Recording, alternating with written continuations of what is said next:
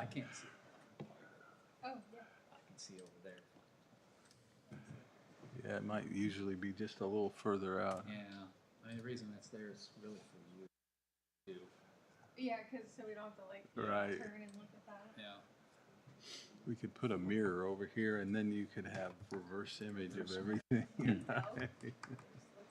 be like, what is she staring at? Yeah, At least this way it looks like yeah. like Yeah.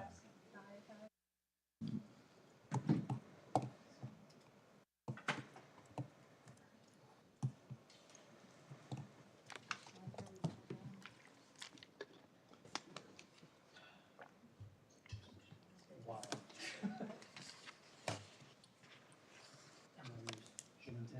No.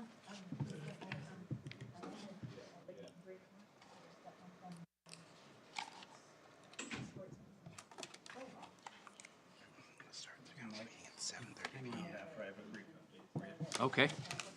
Yeah. I've one for you too. Yeah. Actually, two. Couple conversations today. How was your shopping? It was good. We had a. We went to Arrowhead. Yeah. Arrowhead, Yeah. It was. I was telling them that was my activity for the quarter. Those tickets were not cheap, Yeah. but it was fun. It was fun. Got to see Messi. I'm a big Messi fan, so that was fun. I saw the. They were playing Sporting, so he plays for the Miami team. Yeah, I don't watch it. Yeah. I know nothing about it. Yeah. No. I went to one game. I don't know if I'd but know I don't like Messi if I soccer. saw him on the Yeah. street. No, I get it. Yeah. It was a cool experience, especially when I went. But The Cauldron, if you like, don't mind standing for 90 minutes. It's pretty fun. They have drums and trumpets, and oh, okay. that's pretty fun. You have to stand, so there's that.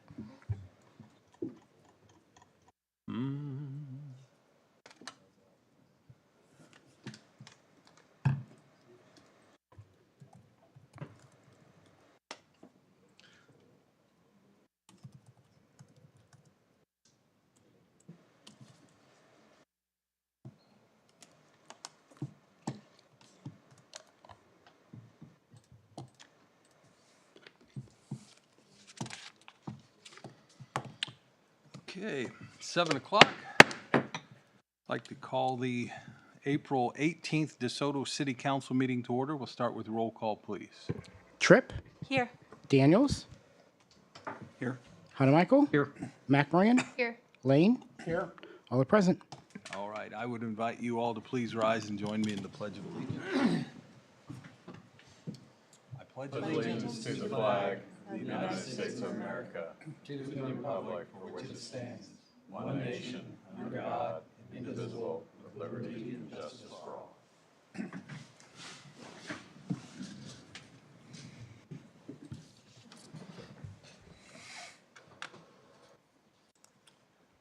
Our first item tonight is a proclamation declaring April as Child Abuse Prevention Month. Whereas children are our nation's most vulnerable members, as well as our nation's most valuable resources, helping to shape the future of the city of DeSoto. And whereas childhood trauma can have long-term physical, emotional, and psychological, emotional, and physical effects throughout an individual's lifetime and impact future generations of their family. And whereas childhood trauma, including abuse, neglect, is a serious problem affecting every community in the U.S., and finding solutions requires input and action from everyone. And whereas proactive factors are conditions that reduce or eliminate risk and promote the social, emotional, and developmental well-being of children. And whereas we acknowledge that in order to solve the public health issue of abuse and neglect, we must work together to change the hearts and mindsets through storytelling, sharing, and inspire action from partners in prevention. Therefore, I, Rick Walker, Mayor of the City of DeSoto, do hereby proclaim April 20 Abuse Prevention Month.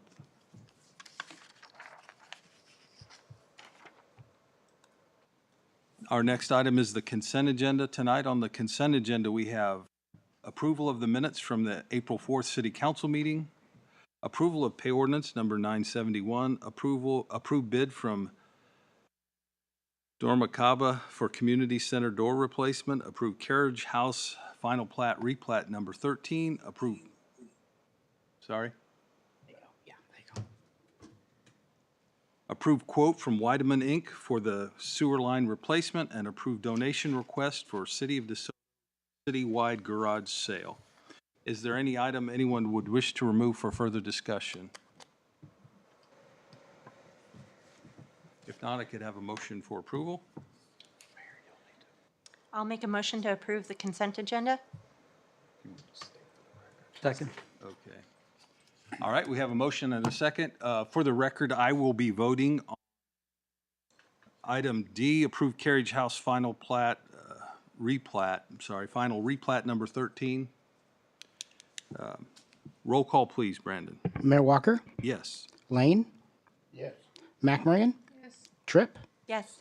Daniels, Yes. Hunter-Michael. Yes. Motion carries. All right. Our next item is call to public. Members of the public are welcome to use this time to comment about any matter relating to city business not listed on tonight's agenda. The comments that are discussed under call to public may or may not be acted on by the council during this meeting. There is a 4-minute time limit. If you wish to address the council, please stand and state your name. Please wait, stand to be recognized. Call to public, you would come to the podium, state your name and address. Does anyone wish to address the council under call to public? Come on up.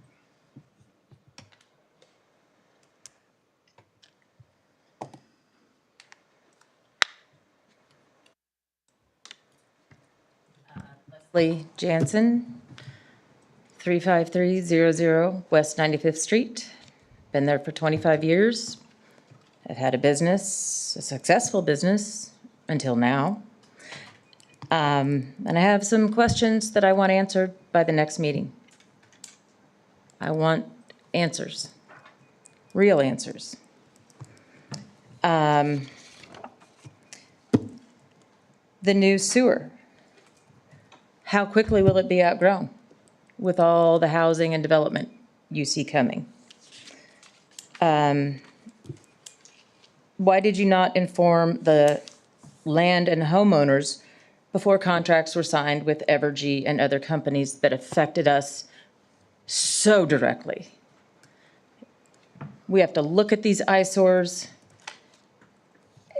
Our land is devalued because of it. And why did we have no say in it? I believe there are statutes that require public hearings.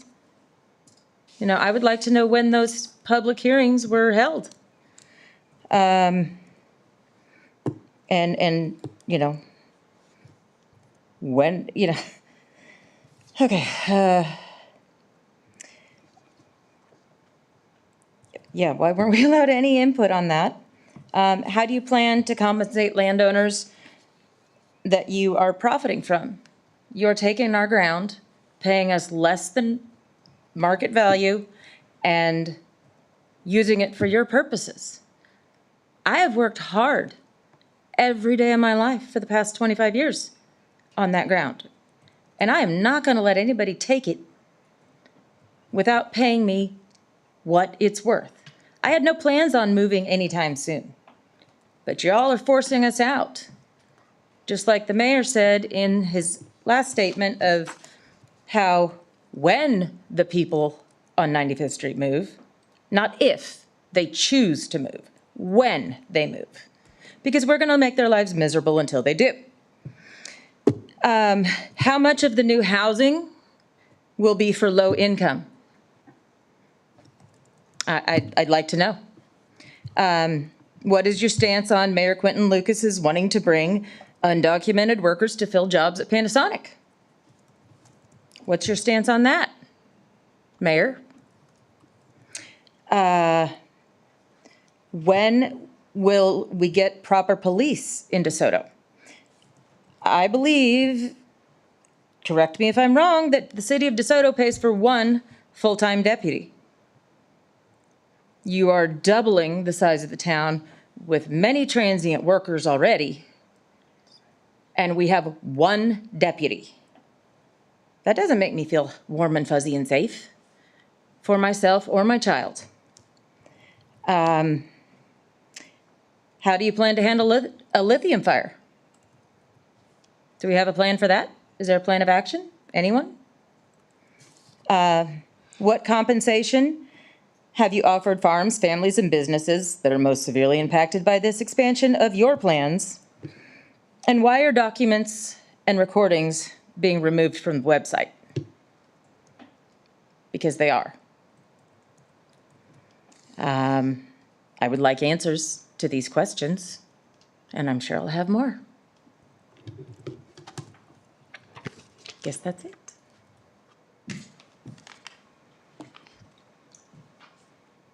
Anyone else under call to public?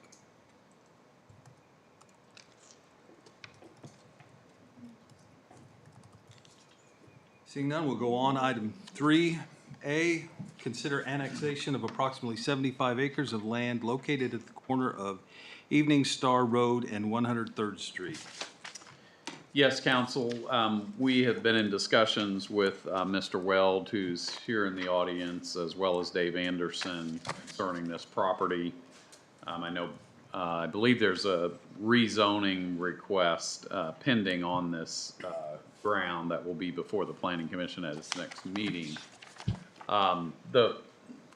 As we've discussed here at the council previously, the location of this property, there is no sewer service, and the roads joining this property will need to be upgraded before any significant development. So knowing that, I prepared an agreement for the landowners to sign off on, where they are agreeing not to protest benefit districts for sewer and road improvements that would benefit this land. That's been signed by the owners. That's the first thing to take action on, so authorize the mayor to sign that document. And then the following document is the annexation ordinance, which would officially annex the property into the city. Happy to answer any All right. questions. Questions from council? One clarification in general, annexation, the city can't necessarily force annex, it's by request of the owner. That's And so this is coming by request of the owner. right. I mean, there is a process for the city to unilaterally, but it's, I mean, rarely anybody does it anymore. It's very, And we haven't utilized that No. mechanism ever. not since I've been here.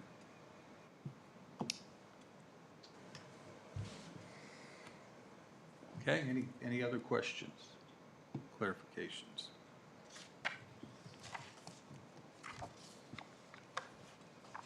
We have a motion? I'll make a motion, we authorize mayor to sign landowners agreement not to protest benefit district for sewer upgrades and road improvements within the annexed property. We'll second that. All right, we have a motion and a second. Any discussion? Roll call, please. Tripp, Yes. Daniels, Yes. Hanamichael. Yes. Lane, Yes. McMorran. Yes. Motion carries. All right. I'll make a motion, we approve ordinance number 2609, annexing 39365 West 133rd Street and 10420 Evening Star Road, total of approximately 75 acres into the city of DeSoto. We'll second that. And just a minor, it was 103rd, and you threw 133rd in. Oh, did I? Yeah. 103rd. Slip of the tongue. Slip of the tongue. All right, we have a motion and a second. Any further discussion of the motion? Roll call, please. Hanamichael. Yes. Daniels, Yes. Tripp, Yes. McMorran, Yes. Lane. Yes. Motion carries. All right.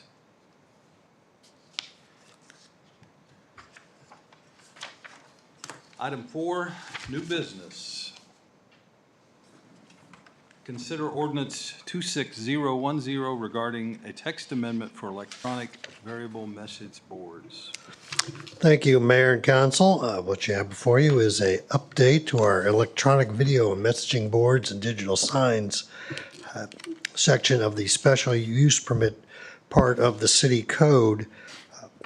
Actually, this began with the DeSoto Methodist Church asking for a variance to allow a digital sign, and upon review of our code, we had no way to approve that because all our criteria was based on foot candles and old terms that really didn't have a way to manage the application at all. So we had to go through the process of updating the text amendment, and now we have the Planning Commission will be looking at a special use permit from the Methodist Church at its next meeting. So anyway, just a little bit of the background. The foot candles are now called nits. There's display units. We just gave you, there's some information in the packet about the brightness parameters that are part of how the LEDs are measured now. Also, overall, upon review with Planning Commission, a lot of our language was still accurate. It just was the units of measure. There were some things about locations of signs, and the illumination and timing mechanisms, things like that. And there's also a little bit of redundancy of language that needed to be clarified and removed.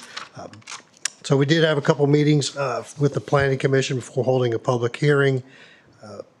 One of the things that was important was that really also made it rather impossible to have a sign was no sign shall be oriented toward a residential property, which would include multifamily, duplexes, and single family.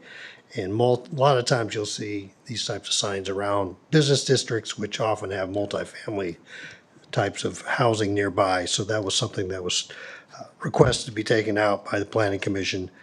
Also, the fact that you couldn't have a EMVB visible from a residence location, which you could be 1,000 feet away. You could be a long ways off. And so there really was still, even updating the foot candles and all those types of issues, still didn't have a way to approve a digital sign in this location.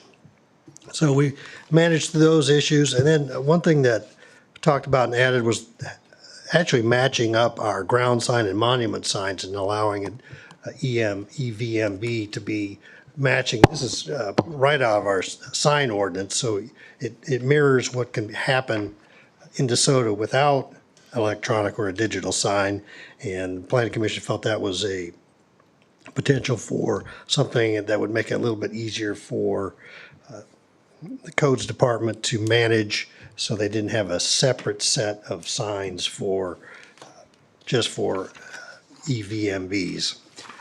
Also went through and looked at some of the limitations themselves. Once again, we've talked about the foot candles and removing that. Wanted to make sure the interference with the driver's operation was not in play. Pretty standard stuff about auto dimming, things like that. So in this case, and once again, the Methodist Church does have an application for an SUP for the Planning Commission, assuming a positive outcome tonight. Their sign would be turned off at 10 o'clock at night because they are within 500 feet of a residential area. So even with the dimming factors that might come into play with that church or that location, they would still be required to be turned off at 10 o'clock at night and couldn't be turned on until 6 a.m. in the morning. So with that, I'll stand for any questions you might have. Did get some input from a sign manufacturer, and also did some independent research on my own. And then, of course, the applicant's been very forthcoming about they really don't want to change anything in their sign except take the old lettering out where you have to put them up one by one and replace it with a digital sign. So with that, I will stand for any questions you may have. Questions for staff on this? When a motion is made, if I just notice, and I work with Brad on this, but I see here with some of the revisions there, for example, on page or under section 6, there's 2 small b's. So if we can get authorization just for me to go through here and fix some of those formatting things. Okay, I guess I saw that, Patrick, and actually that B will become an A because that paragraph is Right, stricken, that's but, what I mean. okay. We'll just have to make some minor Okay. adjustments to, yeah. No, I would just say, it looks like you did very good, very thorough work updating this, to bring it into current standards and to make it fit within the other sign parameters we have in place. All right, well, thank you. Yeah, I think these were adopted back when really you just used time and temp flashing, and that's all you could do, so. Yeah, no, it's about time we update them. It's a good thing that they're being updated to include this. I know the school district's talked about wanting to do it with the school buildings. So glad to see it done. Yeah, the VFW has been talking about getting one, and it's kind of a pain, so they decided against it. Yeah. They'll be happy here. Yeah, and kind of like, mentioned some of our residential standards and whatnot, there's probably a variety of our ordinances just need updated after 20 years, things change. Like I said, measuring light output has just changed, and so.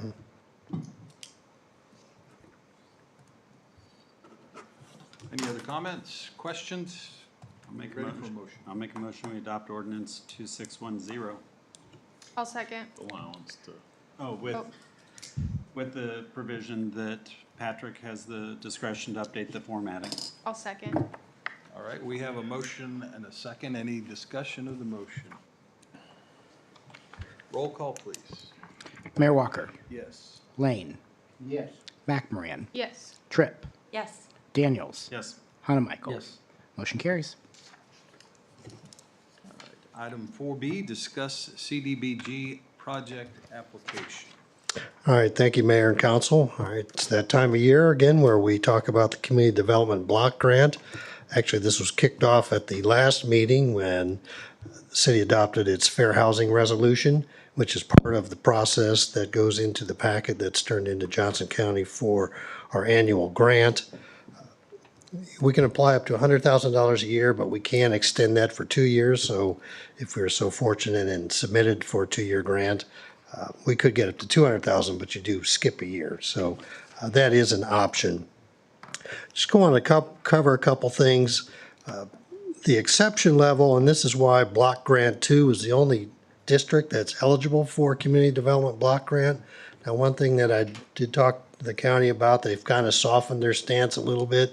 As long as you can make the case that the project itself benefits the residents in Block District 2, it could still move forward. What they do now actually is you would add the location of where say if it's in Block Grant District 1, you would add that exception level plus the Block District 2, or the overall exception over the low to moderate income levels. And if it's still below there, you can proceed with the project. So last year we submitted on the Siren, and as you recall, we had some issues with the size of the area that Siren covered would go into Block Grant 1, which, I have to go back to, I'm getting my block grants, Block District 3. Now, when you added those two together, it didn't cover, it was still below the exception level, so they really kind of leaned on us pretty hard, so we ended up dropping one of the sirens that we wanted to install. So anyway, that's just sort of some of the fun bureaucracy we have to deal with on these situations. But we were awarded $60,000 for the weather siren, and that's going to go at 103rd and Edgerton Road in that area. And in 2023, we did have $100,000, $108,000 and some change to move towards the sign for the Sunflower Road Trail, which we're now using as a match towards the grant that Brandon put in for and we're successful obtaining. So anyway, I recommended, or just, was thinking it'd be nice to have that trail extended from 91st to 87th. We already have the Merck addition on 87th Street, so it'd be good to complete that loop. And then the fact that the county would allow us to potentially use those funds for that stretch of the trail, I thought it would be a good project. However, we got some information from Councilmember Tripp about maybe doing benches and lighting. Those are eligible now. I did ask them about that. Now, the scooters and things like that are not, but we could do lighting along the existing trail, more benches and things like that. So really, this is an open discussion. I just felt that we've put a lot of money into sidewalks and connectivity. We've also put in water lines for Community Development Block Grant. I think when I first started here, Mike, we did the Memorial Hall, the fire station. We did some tuck pointing, some things like that. But overall, the previous councils have directed staff to move forward with sort of connectivity issues.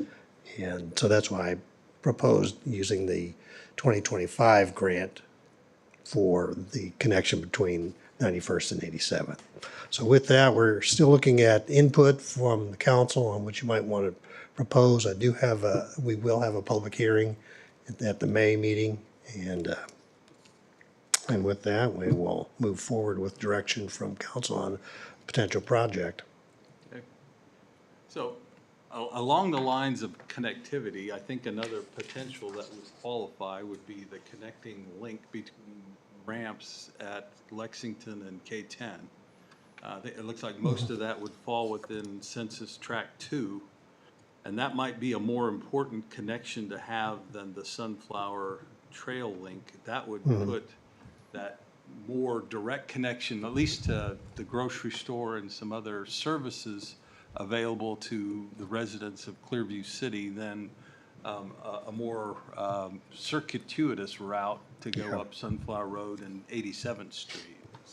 And being that Lexington and 103rd, the KDOT project is putting sidewalks and trails on both sides. Yep. To where they'll have wide or regular sidewalks at that point. That's right at the connection of census blocks 1, 2, and 3. Right. So kind of. So maybe the math won't work out if we get too much out of 2, but, you know, I would like to investigate that one. I think that's another potential. And one thing I would point out, they haven't set that exception level for this upcoming grant. And next week is when the county's having their CDBG workshop, so I will be attending that.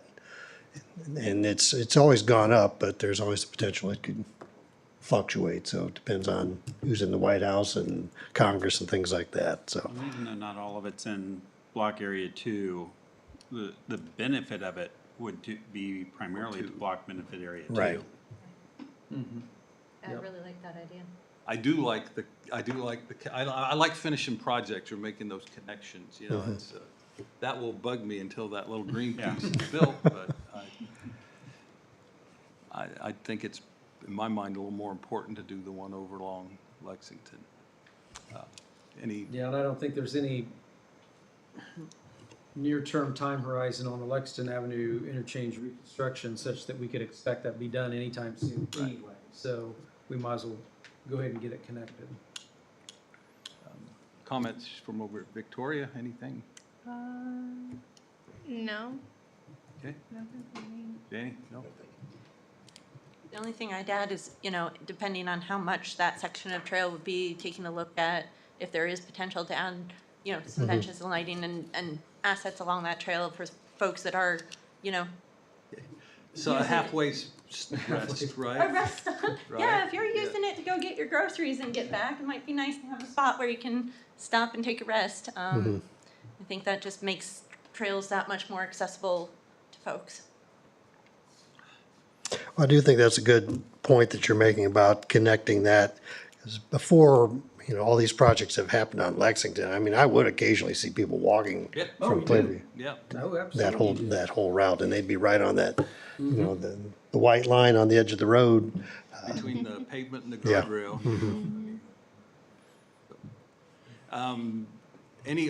Any other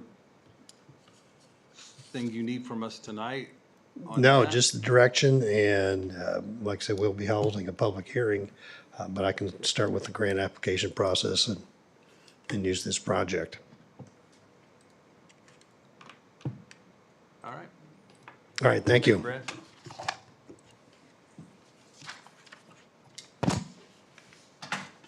Item 6, executive session. Do we have anything tonight? No. Okay. Advisory report, city administrator. Nothing this evening, Mayor.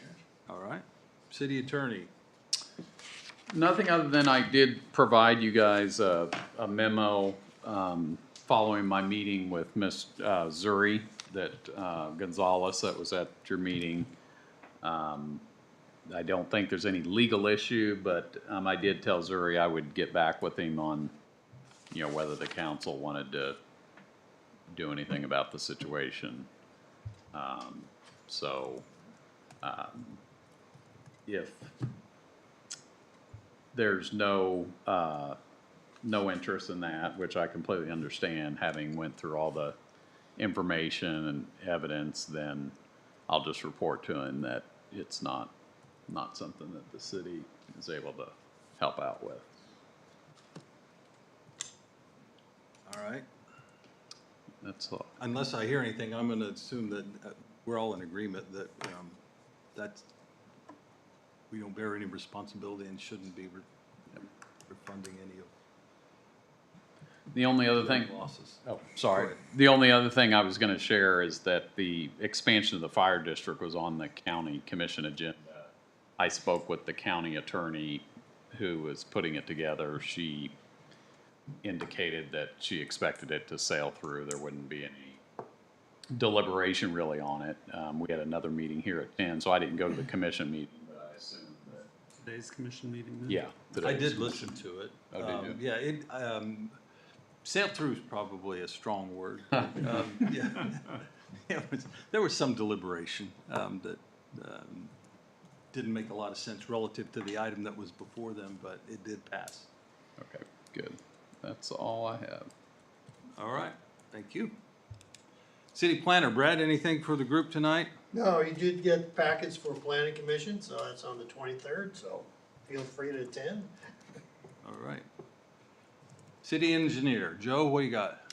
Really, the only thing is tomorrow, I think in the afternoon, late afternoon, maybe after rush hour, Clarkston is going to open up the new northbound section of Lexington and 103rd.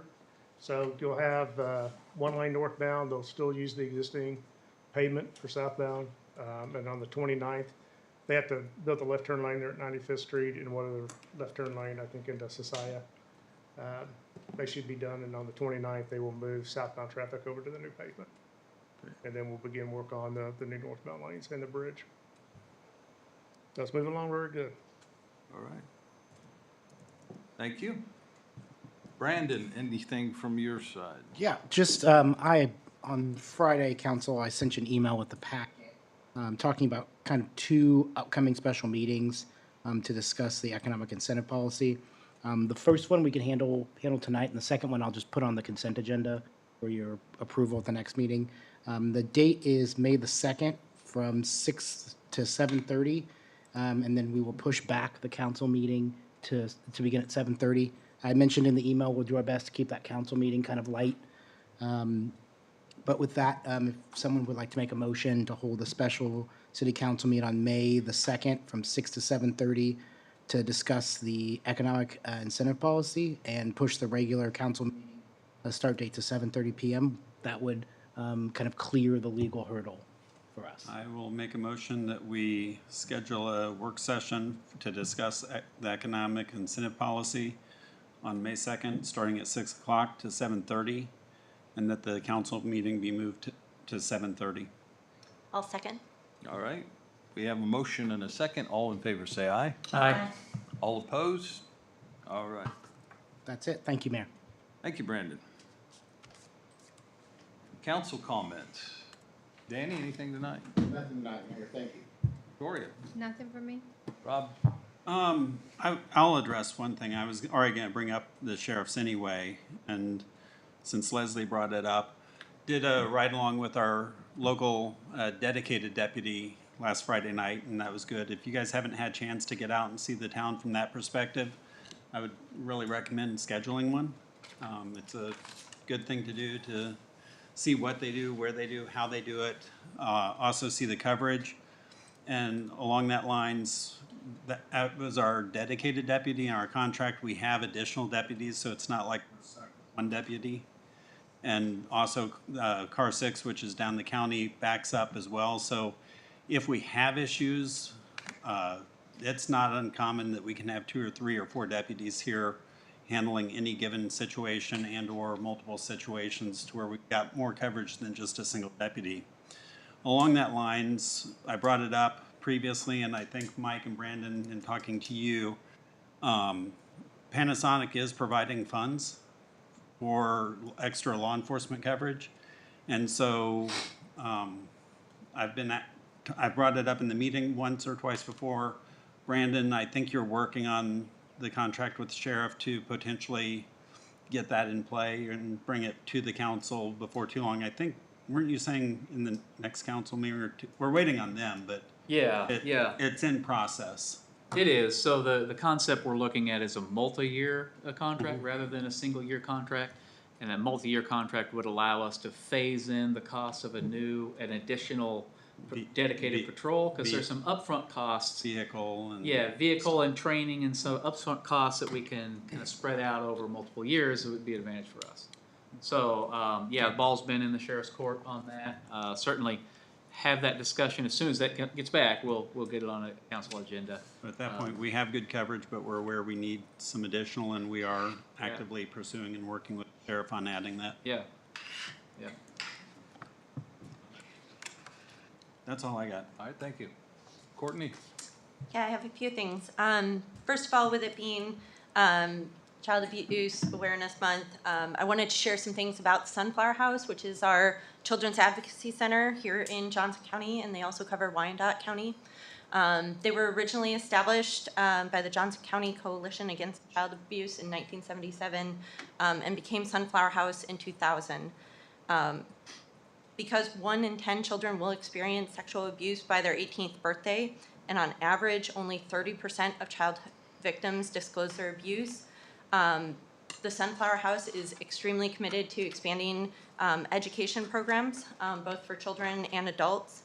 And it's really quite remarkable. In 2023, their education team educated 40,400 individuals on how to recognize, respond, and report child maltreatment. And this child assessment team served nearly 500 children last year.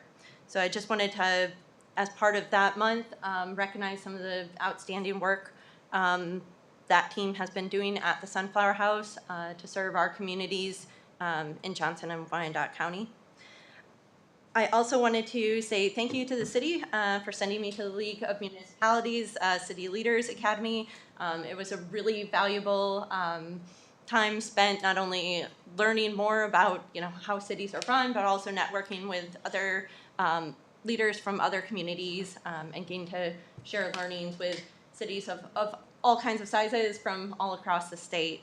And then finally, on Friday, April 26th, I'll be at Cause Coffee from 11 a.m. to 1 p.m., just kind of hosting office hours for anyone who wants to stop by and chat. So I wanted to share that as well. Thank you. Thank you. All right. Kevin? Yeah, I'll just say I appreciate the comments about Sunflower House. We've been a contributor of theirs over time. They do some amazing stuff, so I appreciate it. So that's all I got. All right. Well, thank you, Rob, for bringing up the sheriff's coverage and the police protection we get, because that was on my list to address that. So with that, I would entertain a motion. So moved. Second? All in favor, say aye. Aye. All opposed? We are adjourned. Thank you. This conference is no longer being recorded.